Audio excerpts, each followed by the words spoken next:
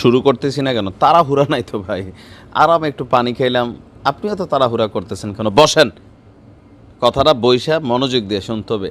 এমন তো না যে ভোট দিতে যাবেন, তাই না? যে ভোটের লাইন চলে যেতেছে, ভোট দিতে যাবেন, প্রস্তুতি দরকার আছে। অনেকে আবার একটু প্রচারণা, ভিপি নুরের দলের ফারুকের মতন এলাকাতে নির্বাচনী প্রচারণা শুরু করে দিছে, তবে বুঝছে না, নতুন তো এই কারণে বুঝছে না। মানে কেন একটু রিল্যাক্স মোডে আছি, কারণ নির্বাচন তো এখন হবে না, বোঝেন নাই? নির্বাচন মোটামুটি মার্চ থেকে ঘুরে আসতে হবে। মার্চ না, মার্চ, সেই যে গ্রহ। নির্বাচনের জন্য যখন 2025-এর মাঝামাঝি বিএনপি রাজপথে নামার সম্পূর্ণ প্ল্যান নিয়েছেন, অঙ্ক কষে কষে কেউ বুঝাই দিচ্ছেন যে আগামী 6 মাসের মধ্যে, মানে জুলাইয়ের মধ্যে নির্বাচন দেওয়া সম্ভব, তখন আমাদের অন্তর্বর্তী সরকারের খুবই শক্তিশালী একজন উপদেষ্টা, কেউ কেউ বলছেন যে সরকারকে পেছন থেকে তিনিই চালান, ডক্টর আসিফ নজরুল স্যার, তিনি আজকে যে বক্তব্য দিয়েছেন, এই বক্তব্যের পর বিএনপির মধ্যে এই নির্বাচন নিয়ে স্পিড আরও বেড়ে যাবে।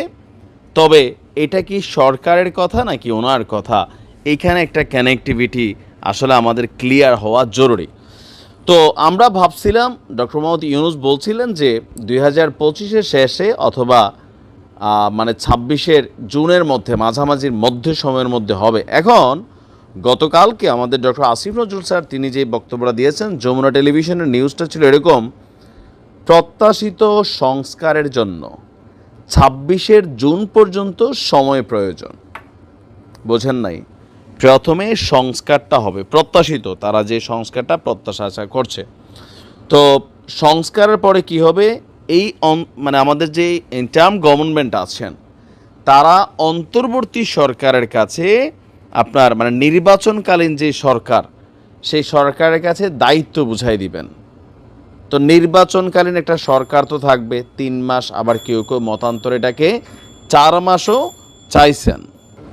তো এই হালে চলতে থাকলে মোটামুটি 2026-এর ডিসেম্বর নাগাদ, মানে আমরা এখন থেকে প্রায় 2 বছর পরে হয়তো নির্বাচন দেখতে পাবো, অথবা এর একটু পরেও হইতে পারে, অথবা একটু আগেও হইতে, তার মানে 2.5 বছর কালীন একটা হিসাব নিকাশ সামনে চলে আসছে।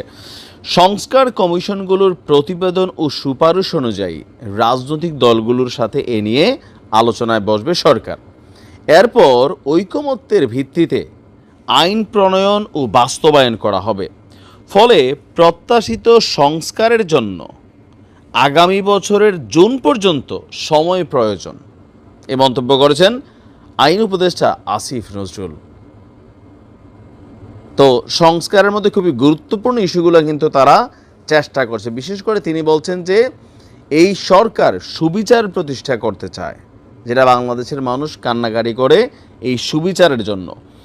আপনার গতকালকে বিকেলে ফরেন সার্ভিস একাডেমিতে এক সংবাদ সম্মেলনে আসিফ নজরুল স্যার বলছেন, আগামী 31 জানুয়ারির মধ্যে যে কমিশনগুলো আছে তারা পূর্ণাঙ্গ প্রতিবেদন জমা দিবে। এরপর প্রতিবেদনগুলোর কিছু সমন্বয় করা হবে। তাছাড়া কোনটি সংস্কারে অগ্রাধিকার দিতে হবে তা ঠিক করতেও আসলে কিছুটা সময় লাগবে। তিনি আরও বলেন যে বিচার কার্যক্রম অত্যন্ত সাবলীলভাবে চলছে। আন্তর্জাতিক অপরাধকে সবচেয়ে গুরুত্ব দেওয়া হয়েছে। সামনের নির্বাচনের আগেই ট্রায়াল কোর্টে বিচার শুরু করতে পারব। রাজনৈতিক দল নিষিদ্ধ প্রসঙ্গে তিনি বলছেন, এখানে নিষিদ্ধ আওয়ামী লীগের ইস্যু, দল নিষিদ্ধে বিভিন্ন আইন রয়েছে। আমরা বিচারিক প্রক্রিয়ার দিকে তাকিয়ে রয়েছি, রায় অনুযায়ী আসলে এই বিষয়ে সিদ্ধান্ত নেবে সরকার। তবে আমরা আসিফ নজরুল স্যারের কথায় গতকালকের এই বক্তব্যে যতটুকু বুঝতে পারছি, বিএনপিও সম্ভবত এটাই চিন্তা করছে যে আসলে নির্বাচনটা 2026-এ গিয়ে আরও পিছাবে কি না। এখন যদি সংস্কারটাই লাগে 2026-এর জুন, এরপরে নির্বাচন প্রস্তুতি যেই সরকার হোক, তত্ত্বাবধায়ক সরকার হোক, যেই সরকারই হোক, বা এই সরকারই আসলে যদি নির্বাচন চালায়, ডক্টর মোহাম্মদ ইউনূস যেমনটা বলছিলেন, তো সেইখানে তাদের আরেকটা সময় লাগবে। নির্বাচনের জন্য নর্মালি 90 দিন সময় দেয়, তো আমাদের এই সরকারের হয়তো 120 দিনও লাগতে পারে। তাহলে ওই রকম যদি ক্যালকুলেশন হয় তাহলে নির্বাচন চলে যাবে 2026-এর শেষে। এর পরবর্তীও টাইম এটা বর্ধিত হইতেই পারে। যেমন সার্জিস বলছিল যদি আওয়ামী লীগ ক্ষমতা থেকে না সরতো তাহলে বিএনপি সহ অন্যান্যরা তো 2029 সাল পর্যন্ত আওয়ামী লীগের মাইনাই নিয়েছিল। এখন নির্বাচন নিয়ে কেন এত তাড়াহুড়া এদের মধ্যে, ক্ষমতার কেন এত লোভ? জামাতও কিন্তু বলছে যে তারা পাগল হয়ে গেছে, রক্তের উপর দিয়ে তারা নির্বাচনে চলে যেতে চায়। তো বিএনপির ভয় হচ্ছে কোনটা, যে এত বড় দলটাকে আসলে দীর্ঘদিন ক্ষমতায় না থাকার কারণে যে চেইন অফ কমান্ড এটা কিন্তু খুব বেশি অ্যাক্টিভ না।